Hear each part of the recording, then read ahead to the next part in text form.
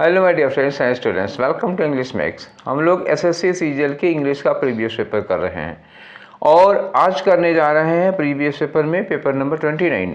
मतलब ये हुआ कि 28 पेपर हम लोग ऑलरेडी कर चुके हैं। जो लोग आज पहली बार देख रहे हैं, जिनके पहले के 28 पेपर छूट चुके हैं, उन लोगों से रिक्वेस्ट है कि वो लोग पहले वाले पेपर देख लें।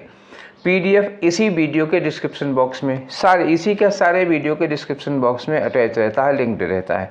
आप टेलीग्राम चैनल पर जा करके पीडीएफ ले लीजिए, वहाँ से पीडीएफ सॉल्व कर लीजिए, उसके बाद डिस्कशन देखिए, फिर देखिए कि आपके क्या क्वेश्चन गलत हुए थे और वो गलत हुए थे तो क्यों हुए थे, उसकी जगह पर सही क्या होना चाहिए। ठीक है, तो आज हम लोग करने जा रहे हैं 9 दिसंबर का डिस्कशन। 9 दिसंबर में आज ये पहला सेट है जो 9 बजे से 10 बजे के बीच में पेपर हुआ था, वो वाला।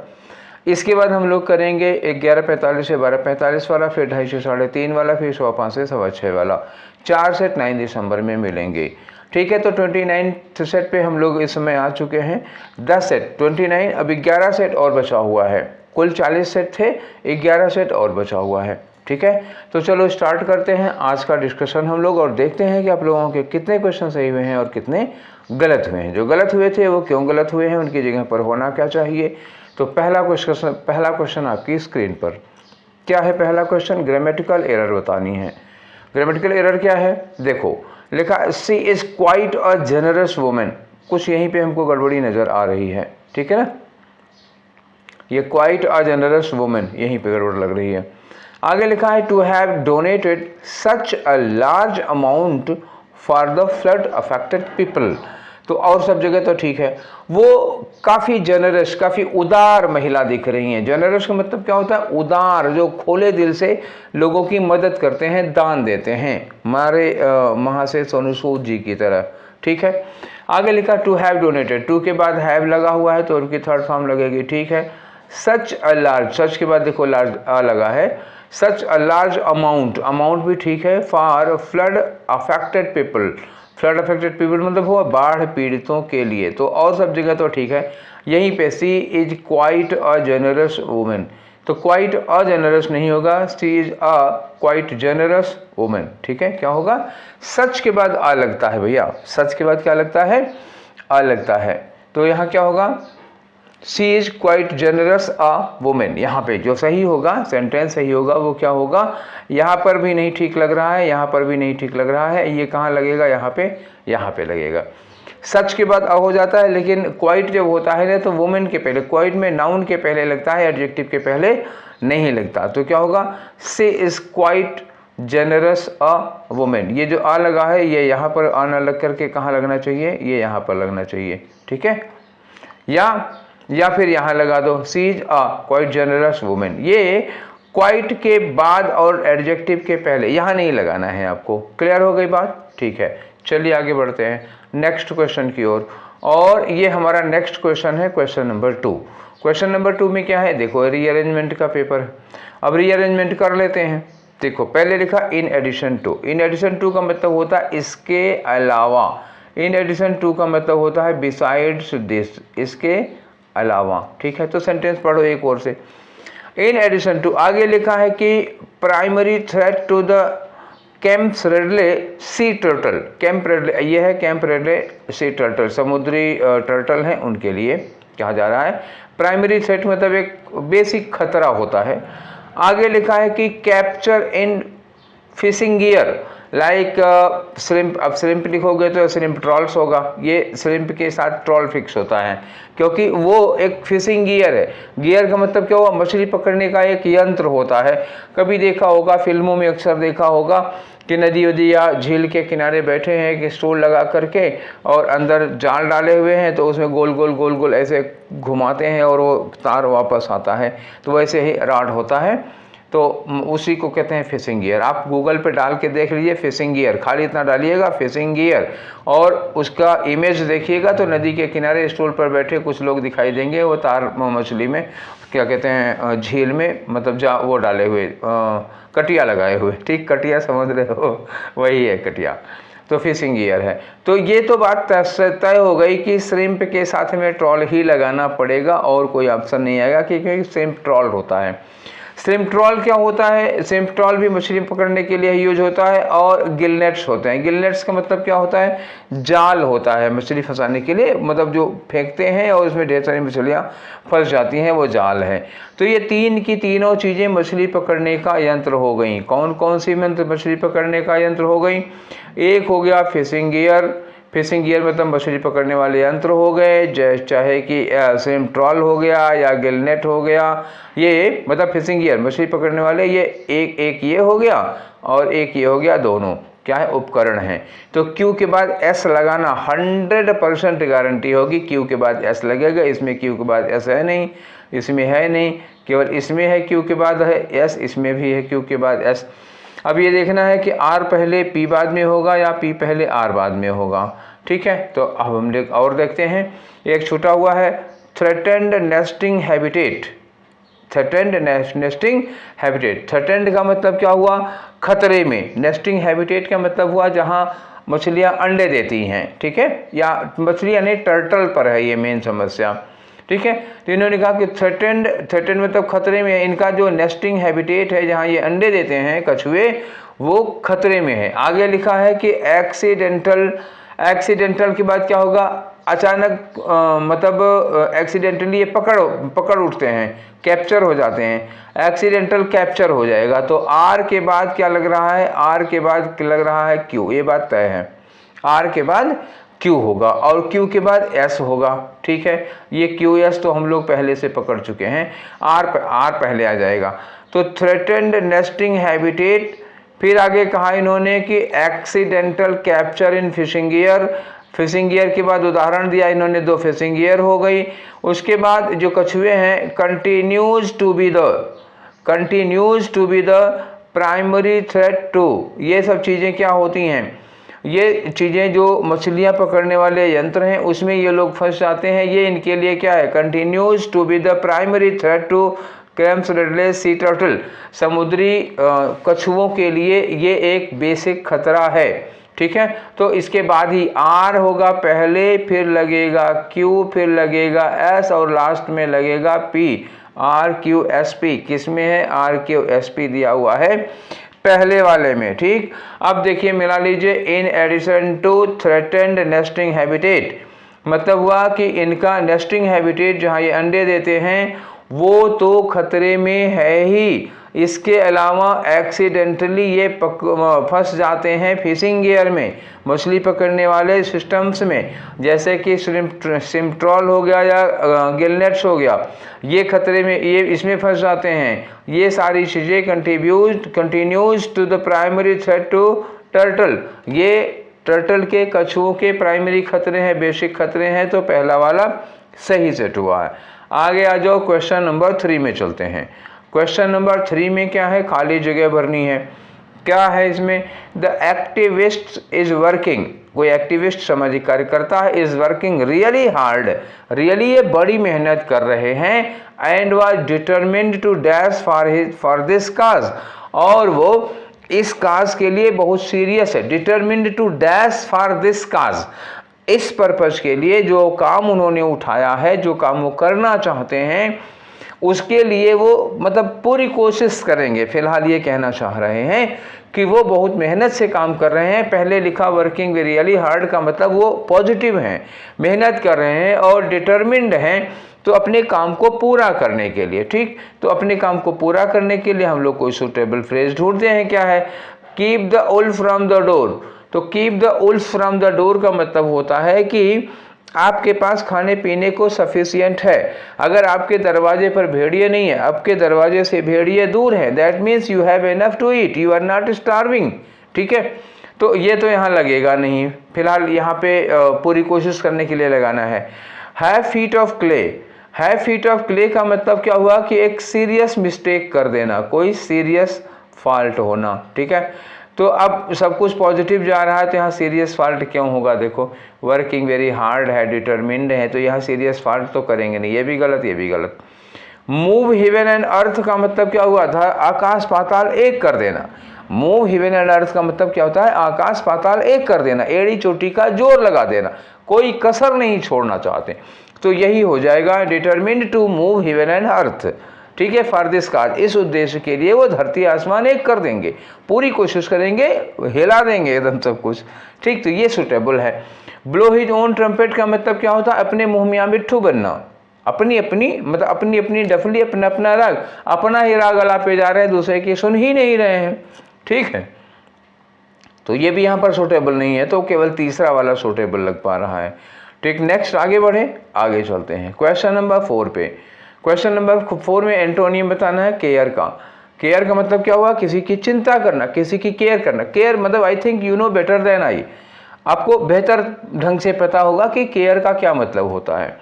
तो एंटोनियम बताया, केयर मैंने वरी करना, चिंता करना, ये तो सही हो, मतलब अगर ये केयर का मतलब है तो फिर आंसर नहीं होगा। कंसर्न का मतलब चिंता, सिमिलर हो जाएगा। डिसरिगार्ड, हाँ ठीक है। केयर का मतलब क्या होता है? रिगार्ड करना, किसी चीज़ के बारे में हम सोच रहे हैं। डिसरिगार्ड का मतलब हमें उसकी कोई परवाह नहीं है, तो ये थर्ड वाला हो जाएगा। अटेंशन का मतलब भी होता है केयर करना, तो ये होगा ही नहीं। बाकी वरी है, कंसर्न है, अटेंशन, ये तो साइनोनिम में आ जा रहा है। यही डिसरिगार्ड है जो क्या हो रहा है? एंटोनिम में आ रहा है। केयर का मतलब होता है चिंता करना, डिसरिगार्ड का मतलब हमें क्या पड़ी है, हमें क्या परवाह, हमें कोई चिंता नहीं, भाड़ में जाए जनता, ठीक है। तो ये होता है डिसरिगार्ड करना, ठीक। आगे बढ़े, आगे ये हो गया। नेक्स्ट है क्वेश्चन नंबर 5 आपका। तो ये रहा क्वेश्चन नंबर 5। क्वेश्चन नंबर 5 में इनकरेक्टली स्पेल्ड वर्ड बताओ। अब इसमें क्या पढ़ के देखना, इनकरेक्टली स्पेल्ड वर्ड नीचे ही देख लेते हैं ना हम लोग, इतने में जिसकी स्पेलिंग गड़बड़ होगी यहीं देख लेंगे। परसिवरेंट और एक्सप्लोरिंग और इनक्विजिटिव। परसिवरेंट इसकी तो सही है, एक्सप्लोरिंग की भी सही है, इनक्विजिटिव की भी सही है। तो कंसेंसस की स्पेलिंग गलत है। देखो साइंस की स्पेलिंग आप याद रखो, SCIENCE, साइंस आपको आती ही है इसकी स्पेलिंग। अब हमको इसी साइंस से बनाना है कंसेंस का मतलब हुआ, इसके पहले आप कान जोड़ दो, कन हो गया, कान के बाद साइंस का आधा लग जाएगा, SCIEN, इतना हो गया कंसेन। अब कंसेंसस में आगे क्या करना है आपको? TIOUS कर दो तो कंसेंसस हो जाएगा ये। इसमें ये कंसेंसस यहाँ तक ठीक था और SC तक ठीक था। इसके बाद क्या है? SC के बाद IE होगा, ये जो लिखा है ना CONSCIE होना चाहिए था, बस यही एक मिस्टेक हो गई इसमें, इसलिए चौथे वाले की स्पेलिंग गलत है और इसकी जगह पर सही क्या होगा? I think now you know very well. तो ये वाला हमारा आंसर होगा, कंसेंसस की स्पेलिंग क्या हो गई? गलत हो गई। क्लियर हो गया? चलो मीनिंग जानना चाहते हो तो बता दें। परसिवरेंट का मतलब होता है, परसिवरेंस जो होता है निरंतर प्रयास जिसको कहते हैं, रेगुलर एफर्ट होता है, तो ऐसा करने वाले को परसिवरेंट कहते हैं। एक्सप्लोर का मतलब क्या होता है? जब हम किसी चीज़ को एक्सप्लोर करते हैं, ढूंढते हैं, तलाश करते हैं। इनक्विजिटिव का मतलब क्या होता है? जिसके अंदर कुछ चीज़ें जानने की जिज्ञासा बहुत ज़्यादा होती है, उत्सुकता बहुत ज़्यादा होती है, जिसको आप क्यूरियस कह सकते हो। तो इसके अंदर क्यूरियसिटी बहुत ज़्यादा होती है, ईगरनेस बहुत ज़्यादा होती है, एंथुजियास्टिक होता है वो पर्सन, उसको इनक्विजिटिव कहते हैं। क्लियर? तो स्पेलिंग का मैटर था, स्पेलिंग चौथे की गलत है, सही स्पेलिंग क्या होगी ये भी बता दिया, काम खत्म हो चुका है। चलिए बढ़ते हैं आगे की ओर और ये रहा क्वेश्चन नंबर 6 आपका। क्वेश्चन नंबर 6 में भी इडियम है, पुट हिज फुट डाउन, ये लिखा हुआ है। अब मैटर पढ़ लो चाहे ना पढ़ो, मतलब पता है, लेकिन आप मैटर पढ़ लीजिए तो भी ज़्यादा ठीक रहेगा। I begged him to reconsider my application, मैंने उसे रिक्वेस्ट की मेरे एप्लीकेशन पर पुनर्विचार कर लीजिए। बेग्ड का मतलब गिड़गिड़ाया, हाथ जोड़ा कि प्लीज़ मेरे एप्लीकेशन पर एक बार फिर से विचार कर लीजिए। To reconsider my application but he put his, अब देखो मैं गिड़गिड़ा के उससे बोला, रिक्वेस्ट की, बट लगने का मतलब क्या हुआ कि रिक्वेस्ट का उल्टा असर हुआ, इसका मतलब सामने वाले ने बात मानी नहीं है। ठीक है, मानी नहीं, तो पुट हिज फुट डाउन का मतलब क्या हुआ? वो नहीं माने, हमारे रिक्वेस्ट को माने नहीं। तो अब क्या करोगे? एग्री टू रिकन्सिडर, बिल्कुल नहीं तो ये बट फिर बट ना लगता। लिखा है रिफ्यूज टू यील्ड, मानने को तैयार नहीं हुए, तो ये दूसरा वाला हो जाएगा। डिड नॉट रन, ये कोई मतलब ही नहीं है। स्टैम्प्ड हिज फुट डाउन, ये भी मतलब नहीं है। तो refuse to yield, put his foot down का मतलब क्या हुआ? पुट हिज फुट डाउन का एक मतलब सीधे सीधे समझ लो ना, रिफ्यूज्ड, सीधे सीधे उन्होंने मना कर दिया, रिजेक्ट कर दिया, नहीं हो गया काम। ठीक है, आगे चलो।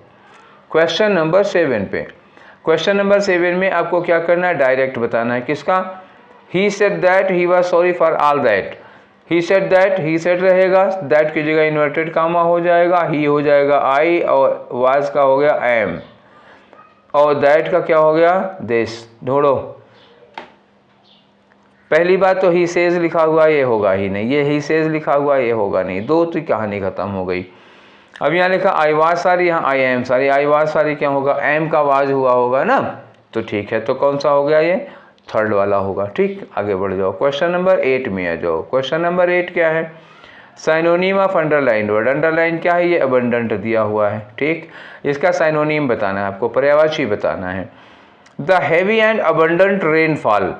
अगर बारिश हैवी हो रही है मतलब खूब जम के बारिश हो रही है, ठीक है, भारी बारिश है, और भारी के साथ एंड लगा है, अबंडेंट का मतलब क्या हुआ, बहुत ज़्यादा, भारी और बहुत ज़्यादा मात्रा में। अबंडेंट मतलब in large quantity, has a major role to play in the production of crops. इसका साइनोनियम बताना है, बहुत ज़्यादा मात्रा में। याद रखिएगा ये किस लिए आया है, बहुत ज़्यादा मात्रा में। प्रोलॉन्ग्ड टाइम के लिए होता है, ये भी होता है बहुत ज़्यादा, लेकिन टाइम के लिए। 2 दिन का काम अगर 15 दिन में आप करते हैं तो क्या हो गया, प्रोलॉन्ग्ड हो जाता है, लंबा कर दिया उसको टाइम को। साइक्लोनिक का मतलब चक्रवाती बारिश हो गई, तो यहाँ चक्रवाती बारिश के लेना देना नहीं है, बहुत ज़्यादा अमाउंट में बारिश है। एम्पल का मतलब हो जाता है बहुत ज़्यादा मात्रा में, ये आपका हो गया साइनोनिम। इंटरमिटेंट का मतलब क्या होता है, रुक रुक कर, आज 1 घंटा बरस गई, कल 1 घंटा बरस गई, परसों 1 घंटा बरस गई, लगातार नहीं है, ये रुक रुक कर बारिश होती है। ठीक, क्या हो गया, रुक रुक कर, तो इंटरमिटेंट होगा। ये भी नहीं होगा भारी के लिए। तो अबंडेंट के लिए सबसे सुटेबल ऑप्शन कौन हो गया साइनोनियम में, थर्ड वाला, एम्पल, जिसका मतलब होता है बहुत अधिक मात्रा में, और जो सिमिलर है किसका, अबंडेंट का। Let's proceed to the question number 9। ठीक है, ये तो हो गया। अब आते हैं क्वेश्चन नंबर 9 पर। 9 में क्या है, खाली जगह भरो। यहाँ देख लो, ही इज डिलीजेंट। डिलीजेंट का मतलब क्या होता है, मेहनती, परिश्रमी। वो कैसा है, बहुत ही परिश्रमी है, डिलीजेंट है। डिलीजेंट के और वर्ड, इसके पहले वाले वीडियोज में, कई वीडियोज में डिलीजेंट का हम साइनोनियम बता चुके हैं। एसिडुअस होगा, हार्ड वर्किंग होगा, इंडस्ट्रियस होगा, लेबोरियस होगा, डिलीजेंट होगा, तो ये मेहनती और परिश्रमी होते हैं। तो अगर कोई परिश्रमी है तो देयरफॉर ही विल डैश, अगर कोई परिश्रमी है तो उसका परिणाम क्या होगा, अच्छा होना चाहिए। तो ही विल फेल नहीं, ही विल रिमेन नहीं, he will succeed yes, he will fall बिल्कुल नहीं। तो if a person is diligent, if a person is laborious and hard working, he will succeed, क्या होना चाहिए, he will succeed. Answer number 3। ठीक, I think आप लोगों को अभी कोई प्रॉब्लम हो नहीं रही होगी। ये क्वेश्चन बड़े आसान है, तो हम थोड़ा जल्दी जल्दी खिसकाए जा रहे हैं। अभी जब कोई ऐसा क्वेश्चन आएगा जिसमें हमको ज़्यादा समझाना होगा, डिफिकल्ट होगा, तो आराम से बताएंगे। ठीक है, ये सब मुझे लग रहा है कि आप लोगों के सबके सही ही होंगे, ज़्यादा समझने की ज़रूरत नहीं है। कोई अब मतलब आगे बढ़ाइए, अब अगला क्वेश्चन करते हैं। तो अब हम आते हैं क्वेश्चन नंबर 10 पे। क्वेश्चन नंबर 10 में क्या है, साइनोनियम बताना है किसका, ये दिखा हुआ ईगर का। ठीक है, लिखा है आई कुड नॉट स्लीप, मैं सो न पाया। क्यों, आई वॉज टू ईगर, मैं सो न पाया क्योंकि मैं बहुत ईगर था। ईगर का मतलब क्या हुआ, क्यूरियस था मैं, कुछ चीज़ जानने की उत्सुकता होती है। So I got up early and dressed, बड़ी जल्दी उठ के सुबह सुबह, मतलब किसी चीज़ की बहुत ज़्यादा उत्सुकता थी, बड़ी ज़्यादा जिज्ञासा थी कुछ जानने की, तो रात भर सो नहीं पाए और बहुत सुबह 4 ही 5 बजे उठ गए। तो इसके लिए सुटेबल साइनोनिम क्या होगा, इसके लिए सुटेबल साइनोनिम देखो, एक लिखा एक्सिलरेटेड। एक्सिलरेटेड, एक्सिलरेटेड का मतलब क्या होता है, बहुत ज़्यादा खुश है कोई आदमी। ठीक है, क्या है, इलेटेड है, एक वर्ड ये ले लीजिए, नया मिल जाएगा, इलेटेड। या बहुत ज़्यादा ग्लैड है, बहुत ज़्यादा खुश है, हो तो सकता है ये। अगर अपैथेटिक का मतलब हुआ हमें इसमें कोई रुचि नहीं होगी तो इतनी उत्सुकता नहीं होगी, ये गलत हो जाएगा। सेटिस्फाइड का मतलब संतुष्ट थे, कोई लेना देना नहीं। टेंस्ड नेगेटिव सेंस में चला जाएगा, नहीं आएगा। हालांकि देखो यहाँ पे मतलब आपको बहुत सटीक सिमिलर तो नहीं मिल पा रहा है, लेकिन कंडीशनल सिमिलर यही है। एक बार फिर से देखो, कोई आदमी बहुत ज़्यादा ईगर है इसलिए रात भर सो नहीं पाया और सुबह जल्दी उठ गया। अब ईगर का मतलब होता एक्चुअली है किसी बात, जो किसी चीज़ को जानने की उत्सुकता होती है, जिज्ञासा होती है। अब यहाँ एक्सिलरेटेड मतलब बहुत ज़्यादा खुश हैं, अपैथेटिक मतलब कोई रुचि नहीं है, सेटिस्फाइड का मतलब संतुष्ट है, टेंस्ड का मतलब बड़ा टेंशन है। ठीक है। तो अब ये सब तो होने वाले नहीं। अब हालांकि उत्सुकता का कोई यहाँ सुटेबल वर्ड नहीं मिला, फिर भी उत्सुकता होगी तो बड़े मारे खुशी में ही होंगे, रात नहीं सो पाए होंगे, तो ये एक्सिलरेटेड ही यहाँ पर ज़्यादा सुटेबल साइनोनियम हुआ। माना कि ये एकदम डायरेक्ट साइनोनियम नहीं है, ठीक है। आगे बढ़ते हैं, क्वेश्चन नंबर 11 पर आ जाओ। तो क्वेश्चन नंबर 11 में क्या है, कुछ सब्स्टिट्यूट करना है आपको। अंडरलाइन किया हुआ है ये इम्पोर्टेंट। देखो इम्पोर्टेंट की जगह इनमें से कोई अच्छा वर्ड लग जाता है तो लग जाता है, नहीं तो फिर रहने देंगे। अच्छा, रहने दे नहीं सकते क्योंकि नो सब्स्टिट्यूशन लिखा ही नहीं हुआ, बदलना ही है आपको हर सूरत में। Computers and mobile phones have become a necessary and important part of our life. Computer और फ़ोन हमारे जीवन के बहुत ही नेसेसरी और इम्पोर्टेंट पार्ट हो गए हैं। ये बात तो जाहिर है कि कंप्यूटर और मोबाइल फ़ोन, कंप्यूटर से कहीं ज़्यादा मोबाइल फ़ोन हमारे जीवन के लिए क्या बन गए हैं, नेसेसरी पार्ट। नेसेसरी का मतलब क्या होता है, जो हमारे किसी काम को पूरा करने के लिए ज़रूरी होता है, नेसेसरी। और इम्पोर्टेंट मतलब महत्वपूर्ण। इम्पोर्टेंट की जगह बदलो, इम्पोर्टेंट जगह बदलना है तो हम नेसेसरी से मिलता जुलता कोई वर्ड लेंगे ना। तो नेसेसरी के से मिलता जुलता कौन वर्ड हो सकता है, एसेंशियल हो सकता है। नेसेसरी एंड एसेंशियल, जिसके बिना काम नहीं चलता। तो नेसेसरी का जो साथी होगा वो एसेंशियल होगा। रिक्वायर्ड, रिक्विसाइट और नीडेड नहीं। देखो उसी मीनिंग के वर्ड हैं, ऐसा नहीं हम कह रहे हैं कि ये कुछ अलग वर्ड है, उसी मीनिंग के वर्ड हैं। ये नेसेसरी लगा हुआ है, लेकिन नेसेसरी का जो पेयर बनता है नेसेसरी एंड एसेंशियल होता है, नेसेसरी एंड रिक्वायर्ड नहीं होता, नेसेसरी एंड रिक्विसाइट नहीं होता। रिक्वायर्ड का मतलब भी होता है जिसकी हमें ज़रूरत हो, रिक्विसाइट का मतलब भी होता है जो किसी काम को करने के लिए ज़रूरी है, नीडेड का मतलब भी हमें जिस चीज़ की ज़रूरत होती है। लेकिन ये नेसेसरी के पेयर नहीं है। नेसेसरी का पेयर कौन होता है, एसेंशियल होता है। अब एसेंशियल और नेसेसरी में डिफरेंस लेना चाहोगे तो एसेंशियल का मतलब जिसके बिना काम नहीं चल सकता, और नेसेसरी का मतलब क्या हुआ, जो जिस चीज़ की ज़रूरत हो लेकिन नहीं भी मिला तो कोई बात नहीं, काम चल जाएगा, ऐसा होता है। नेसेसरी सहायक होता है और एसेंशियल उसके बिना काम नहीं चलेगा। तो हमको इन दोनों चीज़ों को पेयर में लेना पड़ेगा। आंसर आपका कौन सा होगा, थर्ड वाला। अब आ गया जो क्वेश्चन नंबर 12 पर। 12 क्या है, 12 में आपको बताना है कि ऐसा सेंटेंस जिसमें बहुत ही अप्रोप्रिएट प्रीपोजिशन लगा हो। सबसे सुटेबल प्रीपोजिशन किस में लगा, तो एक ही तो प्रीपोजिशन लगे हैं ये सब, और तो इसमें कहीं प्रीपोजिशन लगा नहीं है। पढ़ के देख लेते हैं किस में प्रीपोजिशन सही लगा है। ही arrived on Sunday morning, on Sunday morning, हाँ ठीक है, संडे मॉर्निंग। देखो मॉर्निंग के पहले इन लगता है लेकिन उसके पहले डे लगा हुआ है ना, संडे लिखा हुआ है, तो डे लगने के नाते डे के पहले हम लोग पढ़े हैं ना प्रीपोजिशन वाले में, एट ऑन इन पढ़े थे, तो हमने बताया था कि नेम ऑफ डे और डेट्स के पहले हम लोग ऑन यूज करते हैं। तो ऑन का यूज सबसे सटीक है, पहले वाले में बढ़िया है। टू संडे मॉर्निंग या एट संडे मॉर्निंग या इन संडे मॉर्निंग ये सब नहीं होगा, केवल ऑन संडे मॉर्निंग होगा। फर्स्ट वाला क्वेश्चन सही होगा। आगे बढ़ो क्वेश्चन नंबर 13 पे। तो 13 क्या कह रहे हैं, इनकरेक्टली स्पेल्ड वर्ड बताओ। ये एक सेंटेंस दिया हुआ है, इसमें से ही निकाला गया 4 वर्ड ये लिए गए हैं। इनमें किसकी स्पेलिंग इनकरेक्ट है, किसकी गलत है। एसेसिनेशन की स्पेलिंग सही है, कोई गलती नहीं है। एसेसिनेशन का मतलब क्या होता है, किसी वीआईपी फिगर की हत्या, जैसे मान लो किसी देश में प्रधानमंत्री, राष्ट्रपति या किसी बड़े मंत्री या राजा वाजा की हत्या हो जाती है तो उसको हम लोग एसेसिनेशन कहते हैं। थ्रिलिंग का मतलब बहुत रोमांचकारी, इसकी भी स्पेलिंग सही है। कैरिबियन, इसकी स्पेलिंग गलत है। रूथलेस की स्पेलिंग सही है। तो जो गलत है वही हमारा आंसर होगा। निशान थोड़ा उल्टा लगा हुआ है, इसकी स्पेलिंग सही है तो आंसर नहीं होगा, इसकी स्पेलिंग सही है तो आंसर नहीं होगा, इसकी स्पेलिंग गलत है तो यही हमारा आंसर है, इसकी स्पेलिंग सही है तो ये आंसर नहीं होगा। अब कैरिबियन में स्पेलिंग क्या होती है, देखो CAR होता है, एक्चुअली R डबल नहीं होता, CARI है भैया, ठीक है। और जो B है ना ये डबल है, इसमें जो सिंगल B लिखा है उसकी जगह पर डबल B होगा, EAN होगा। क्या हुआ था, इन्होंने क्या किया था, एक्चुअली होना चाहिए B डबल, इन्होंने R को डबल कर दिया था, यही एक मिस्टेक हुई थी इस क्वेश्चन में। तो चलो बढ़ते हैं नेक्स्ट क्वेश्चन की ओर, और आ गया हमारा क्वेश्चन नंबर 14। क्वेश्चन नंबर 14 में क्या करें, सब्स्टिट्यूट करो इसको जो अंडरलाइन किया हुआ है। कुछ मिस्टेक तो है ही, इसमें बदलनी पड़ेगी क्योंकि नो सब्स्टिट्यूशन का कोई ऑप्शन है नहीं दिया हुआ। तो he will walk, he will talk about nothing but films. अब देखो इस सेंटेंस के नेचर को समझो, इसमें ही के नेचर को जानना है। ही विल टॉक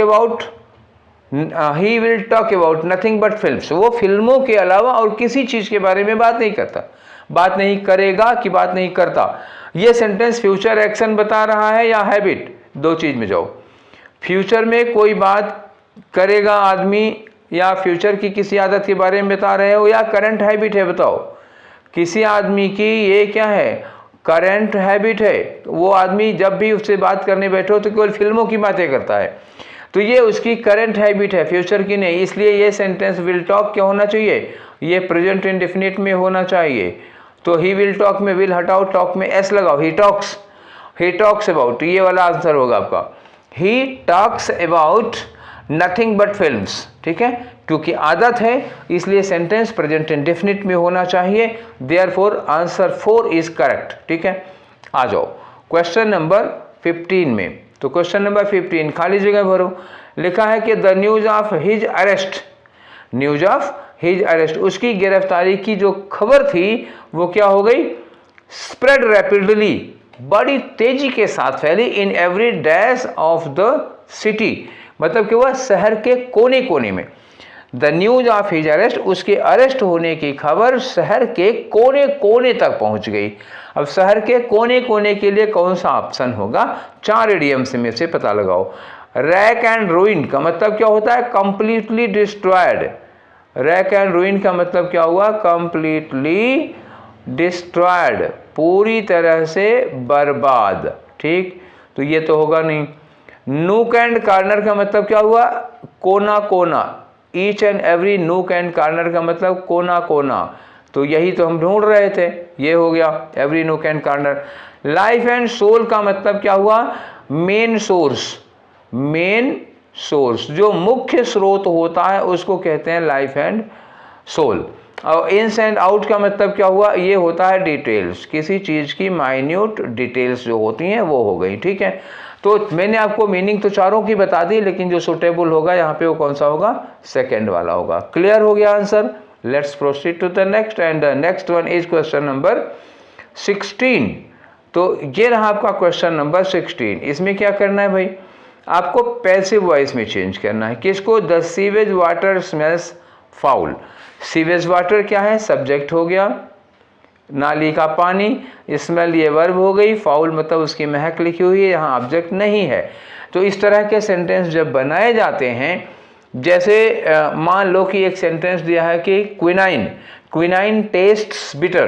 क्विनाइन एक कुनैन है, सिनकोना होता है, कुनैन की गोली होगी, सुना होगा नाम। टेस्ट मतलब वो स्वाद देती है, बिटर मतलब कड़वा, तो स्वाद दिया हुआ है, ऑब्जेक्ट नहीं दिया हुआ।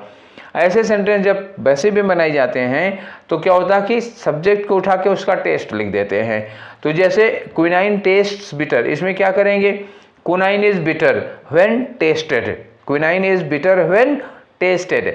ऐसे ही सीवेज वाटर स्मेल्स फाउल, इसमें क्या होगा, sewage water is foul when it is smelled, जब उसको सूंघा जाता है। तो सीवेज वाटर इज फाउल, ठीक, ये हो गया। सीवेज वाटर बदबूदार होता है when it is smelled. Passive actually यहाँ बनाई है, यहाँ आपको क्या बता दिया, उसकी स्मेल बता दी, व्हेन इट इज स्मेल्ड, यहाँ देखो इज के साथ थर्ड फॉर्म लगी है, पैसिव वॉइस यहाँ से बनी हुई है। तो आंसर कौन सा होगा इसका, थर्ड वाला होगा, और कोई नहीं हो सकता, इसमें कोई चांस नहीं है, ठीक है। नेक्स्ट पे आ जाओ, क्वेश्चन नंबर 17। तो 17 में क्या करना है आपको, पैसिव वॉइस पता ही नहीं है, फिर से एक बार passive voice. The stranger buys flowers, ठीक, तो बायज में क्या हो गया, BUYS, मतलब हुआ वर्ब में आपने S लगा दिया, मतलब हुआ कि इसमें हम इज एम आर के साथ थर्ड फॉर्म लगाने वाले हैं। तो इज एम आर के साथ वर्ब की थर्ड फॉर्म किस में दिया हुआ, देखो भैया यहाँ हैव बीन दिया हुआ है, यहाँ वर दिया हुआ है, ठीक है। दो बचा, ये फ्लावर्स के साथ आर लिखा, यहाँ फ्लावर्स के साथ इज लगा, तो फ्लावर्स प्लूरल है, इज लगेगा नहीं।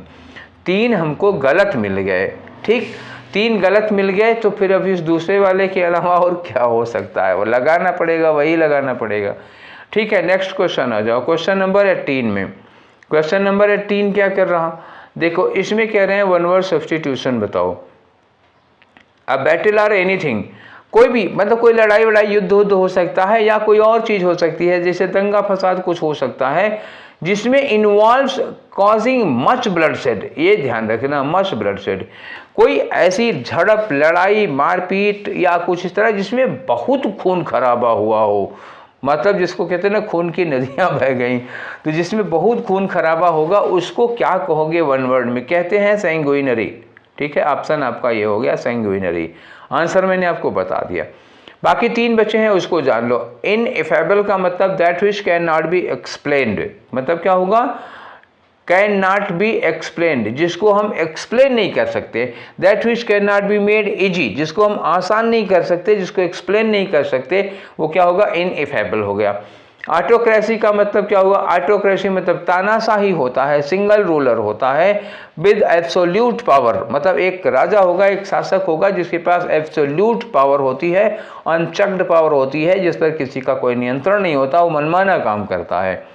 रेड टैपिज्म का मतलब क्या होता है? रेड टैपिज्म कहते हैं लाल फीताशाही, हिंदी में कहते हैं लाल फीताशाही। That means too much official formality, जिसमें ऑफिशियल फॉर्मेलिटी बहुत होती है, मतलब एक सिग्नेचर लेना है, इस एक सिग्नेचर के लिए 13 मेजों से फाइल गुजरेगी, उनसे साइन कराओ, उनको दिखाओ, उनको दिखाओ, उनको दिखाओ, इतनी नौटंकी, इतना ड्रामा जिसकी कोई हद नहीं, उसको रेड टैपिज्म कहते हैं। टू मच मैंने बोला ना, टू मच मतलब एक मोर देन नॉर्मल, मतलब जितनी फॉर्मेलिटी होनी चाहिए उससे बहुत ज़्यादा ऑफिशियल फॉर्मेलिटी हो जाती है, तो उसको हम लोग रेड टैपिज्म कहते हैं। ठीक है, तो 18 नंबर का क्वेश्चन हो गया। Now let's proceed to the question number 19। Question number 19 में क्या है भाई? क्वेश्चन नंबर 19 में आपको साइनोनिम बताना है। किसका अंडरलाइन वर्ड है? कंसील्ड का मतलब होता है छुपाना, लेकिन एक बार पूरा सेंटेंस पढ़ो। लिखा truth can never be concealed, हाँ ठीक है, वही है, छुपाने के ही सेंस में आया है। Truth can never be concealed from anyone, सच को किसी से छुपाया नहीं जा सकता। वर्तमान समय में देख लो छुप जाता है। ठीक है, तो truth can never be concealed, concealed. ठीक, कंसील का मतलब छुपाना, साइनोनिम बताना है। बारोड का मतलब उधार लेना, ये तो होगा नहीं। स्नैच का मतलब छीन लेना, ये भी नहीं होगा। और सेपरेटेड का मतलब अलग करना, ये भी नहीं होगा। डिसगाइज का मतलब भेष बदलना, तो भेष बदलते हैं क्यों? छुपने के लिए, यही होगा। ठीक है, गाइज देखो GUISE, गाइज मतलब भेष होता है, अगर डिसगाइज कह दिया तो क्या हो गया? भेष बदलना। और भेष क्यों बदलते हैं बताओ? छुपने के लिए तो बदलते हैं भेष, और क्या करने के लिए? तो ये होगा यहाँ पर कंसील का सुटेबल साइनोनिम। आगे बढ़ें क्वेश्चन नंबर 20 में, आ तो गया ही होगा मतलब। तो ये रहा आपका क्वेश्चन नंबर 20। क्या करना है इसमें? अब फिर वही most appropriate option to substitute underline segment, ये अंडरलाइन किया हुआ है, इसकी जगह पे आप सब्सटीट्यूट करिए कुछ इसकी जगह जो सुटेबल लग सकता हो। इसमें गलती क्या है पहले ये तो देखा जाए। आफ्टर अ प्रोलॉन्ग्ड डिस्कशन, अभी थोड़ी देर पहले प्रोलॉन्ग्ड वर्ड आया था, मैंने आपको समझाया था कि what does prolonged mean. Prolonged का मतलब होता है किसी चीज़ को, किसी समय को या किसी कार्य के समय को लंबा खींच देना। जैसे कोई काम 2 दिन में होना है, उस 2 दिन के काम को 7 दिन तक आपने खींच के लंबा कर दिया, तो प्रोलॉन्ग्ड होता है। कोई चीज़ बहुत लंबे समय तक चल रही है तो प्रोलॉन्ग्ड होता है। आफ्टर अ प्रोलॉन्ग्ड डिस्कशन मतलब बहुत लंबे डिस्कशन के बाद, कई दिन तक डिस्कशन होता रहा उसके बाद। Gayatri got a permission from her parents to study law, उसको लॉ पढ़ने की परमिशन मिल जाती है। Got a permission, permission uncountable noun होता है, इसके पहले आ नहीं लगता, तो गॉट परमिशन कर दो, गॉट अ परमिशन नहीं होगा, तो गॉट परमिशन ये पहला वाला ऑप्शन सही है। गॉट हर परमिशन नहीं है, क्योंकि परमिशन गायत्री की नहीं है, उसके पेरेंट्स की है, तो गलत हो जाएगा। गॉट द परमिशन, किसी स्पेसिफिक परमिशन की बात नहीं होती, गलत। प्रॉपर परमिशन भी नहीं होगा, गॉट परमिशन की, और पहला वाला। क्लियर हो गई? चलो आगे बढ़ते हैं, क्वेश्चन नंबर 21 में आते हैं। और 21 से लेकर के 25 तक क्या होता है बताने की जरूरत है, you already know very well. हमको क्या करना है, क्वेश्चन 21 से लेकर के 25 में एक पैराग्राफ होगा, 5 प्लेसेज पर ब्लैंक दिया हुआ है, इनकी जगह पर क्या भरना है ऑप्शंस में से ढूंढ के आप लगाइए। But before doing this you will have to study the passage very well. आपको पैसेज अच्छे से पढ़ना पड़ेगा, तभी समझ में आएगा वो। ठीक, तो चलिए पहले यही काम कर लेते हैं। Child marriage is kind of right exploitation. जो चाइल्ड मैरिज है, जो बच्चा है बचपन में, मतलब 18 साल के पहले, 18 और 21 के पहले किसी बच्चे की शादी कर देना, क्या होता है? चाइल्ड मैरिज होता है। ये तरह से क्या हो गया? राइट एक्सप्लॉयटेशन, मतलब ये अधिकारों का उल्लंघन हो गया। क्या हो गया? ये अधिकारों का उल्लंघन हो गया। एज टू, क्यों होता है ऐसा? क्योंकि टू डैश, अब टू लगा, टू के बाद वर्ब की फर्स्ट फॉर्म आएगी। To dash in practically all areas a kid must be at 18 years. तो किसी भी एरिया में, पूरी इंडिया में शादी करनी हुई किसी बच्चे की, तो उसकी शादी कम से कम 18 साल की होनी चाहिए, और वो लड़के की 21 होनी चाहिए। तो कम से कम वो 18 साल के हों। उसके बाद as a result marrying of a kid before they reach the age of dash, इससे पहले मतलब जब वो डैश करने की एज पर पहुंचते हैं, वो एज ऑफ वोट या एज ऑफ एडल्टहुड, ऐसे जब इस एज पे पहुंचते हैं उसके पहले शादी करना क्या होगा, is an exploitation of their right. ठीक है, तो ये क्या है, उनके अधिकारों का एक्सप्लॉयटेशन है, मतलब क्या उनके अधिकारों का शोषण है, उनके अधिकारों का उल्लंघन है। ठीक। The long standing dash of child marriage, मतलब जो चाइल्ड मैरिज है, बाल विवाह की बहुत लंबे समय से चली आ रही, क्या, तो बाल विवाह की बहुत लंबे समय से चली आ रही, यहाँ पे क्या हो गई, परंपरा या प्रथा। Is one of the most prevalent reasons of child marriage, जो प्रथा चली आ रही है वही सबसे बड़ा कारण है चाइल्ड मैरिज का, one of the most prevalent reason.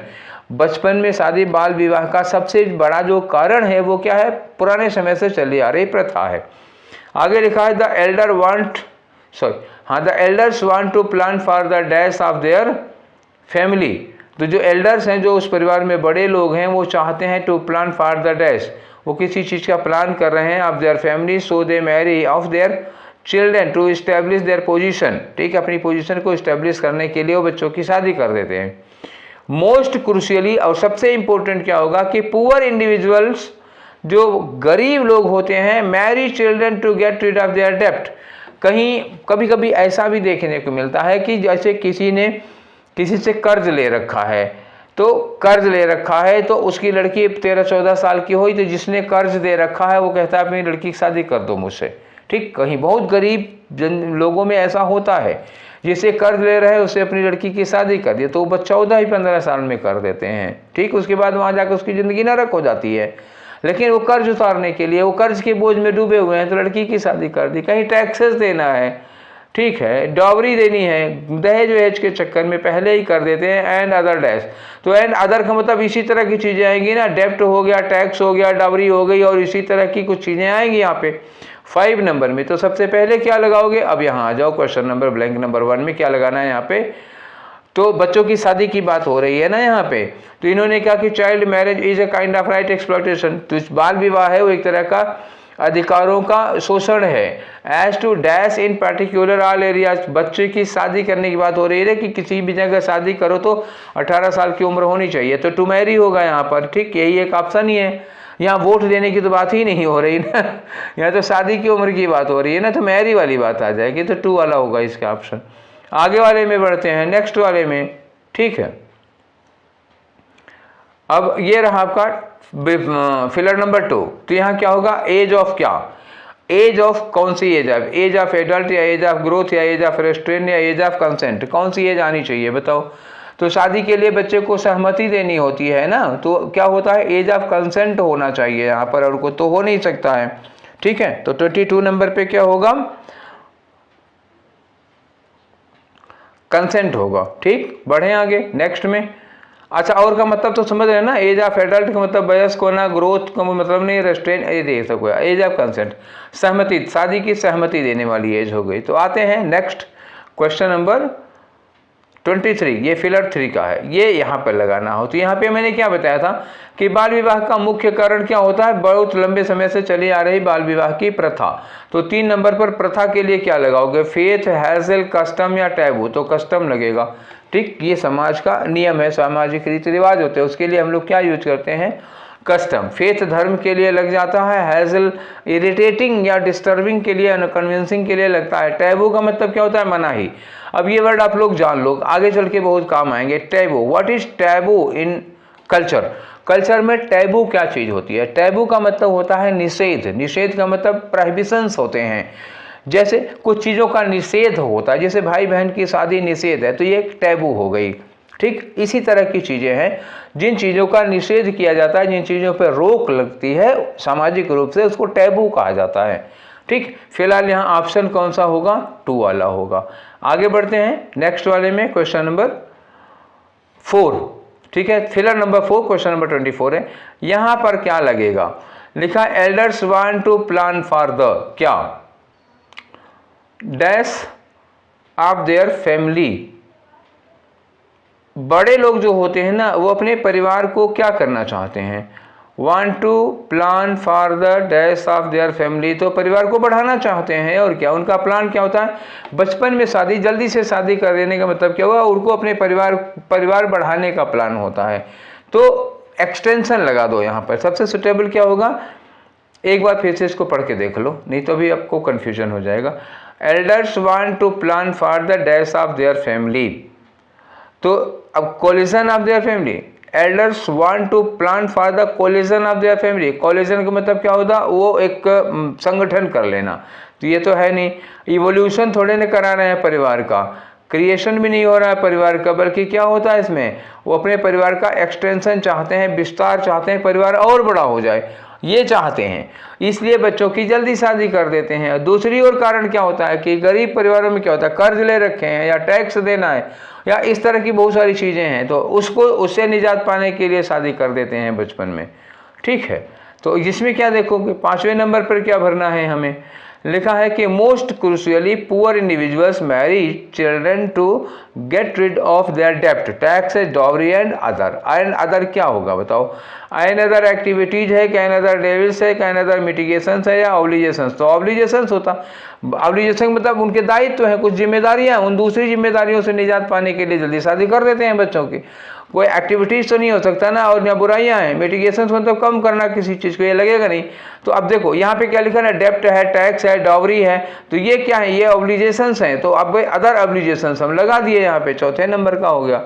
तो देखो अब इस तरह से हमारे आज हो गया सेट नंबर कौन सा, 29। ठीक है, कल हम लोग करेंगे 30 वाला, उसके बाद 10 और बचेंगे, सीजीएल का भी काम खत्म हो जाएगा। ठीक है, आई थिंक कि मई के फर्स्ट वीक में हम सीजीएल को फ्री कर देंगे, एक वीक में मई में। ठीक, सॉरी मई नहीं, जून, गलती हो गई मई तो बीतने वाला है, जून के फर्स्ट वीक में हम सीजीएल के 40 सेट लगा चुके होंगे।